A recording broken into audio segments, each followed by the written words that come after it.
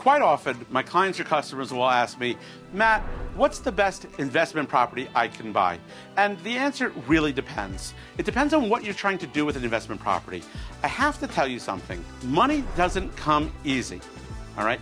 If you are willing to do the work, you could buy an investment property, but there's work involved. If you don't want to do the work, you buy a stock, right? That's why the stock market was invented. Buy a stock, sit back, and collect interest and dividends. And if you want to be in real estate, you could buy a REIT, a real estate investment trust. You can own a real estate investment and not have to do the work. But if you're willing to do the work, if you're willing to take some risk, then we can talk about what kind of investment property to buy.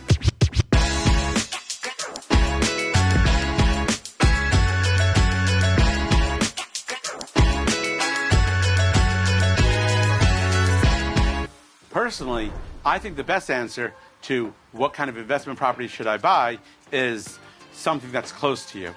I live in Boca Raton, Florida. I want to buy investment properties in or near Boca Raton, Florida. I don't want investment properties in Alabama. What am I going to do? Who do I know in Alabama that could fix a leaky faucet or change the lock on a door? To me, the best investment properties are something that's near you. There are lots of different ways to make money in real estate, so you really have to identify what it is that is your strength. Is it buying properties at foreclosure?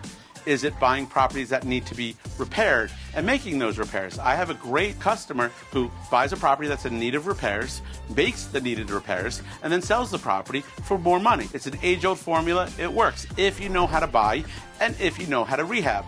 But a lot of people don't know these things. Do you want to buy it at foreclosure? Do you want to buy it at a bank sale? And also, fixing and flipping is not the only way to make money in real estate. You can hold the real estate and be a landlord and collect money and collect rent every month and get a rate of return on your money. It's very important to follow this basic formula. How much money can you rent the property for, and what are the expenses? Because the difference between how much you spend and how much you collect on rents is how much you're earning on your investment. And when you add up the HOA fees, the taxes, the insurance, I like to put in a line for reserves. I like to take 10% of the monthly rent and put it in a separate account for reserves. And if you have those reserves in place, you could pay for a new appliances or a new roof or whatever, serious maintenance, not just a paint job at the end of the lease. It's very important to have some amount of money in your budget for reserves. So after your taxes, HOA, insurance, reserves, and other expenses, how much money do you have left over at the end of the month? And then you compare that to your investment and you figure out your rate of return.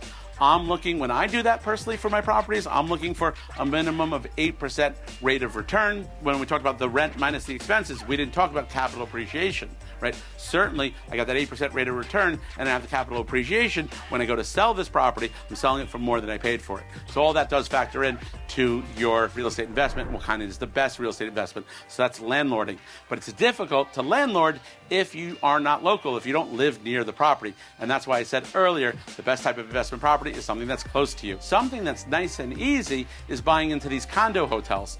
In Orlando, in Miami, you have these properties. So right now we've been doing a lot at the W in Pompano Beach where you own the hotel room and they manage it for you, they rent it out for you. But when it's not occupied, you could use it. It's your vacation home in Florida. It's the best of both worlds. It's for someone who wants a vacation home and also wants an investment. Certainly, you could do it your own. You could buy something and Airbnb it, VRBO it, but maybe it's easier to be professionally managed. And when it's run by the W, it's always going to be full and it's always going to have a customer base. So it's kind of a hybrid investment because you're getting a rate of return, but you're also getting the use of your home in Florida. They have a lot of these in Miami. They have a lot of these in Orlando. So the best type of investment property, a lot of people think I'm going to say an 8-plex or a 4-plex. I'm going to say it depends on you and your circumstances and what your risk tolerance is and what you're comfortable with and what your talents are.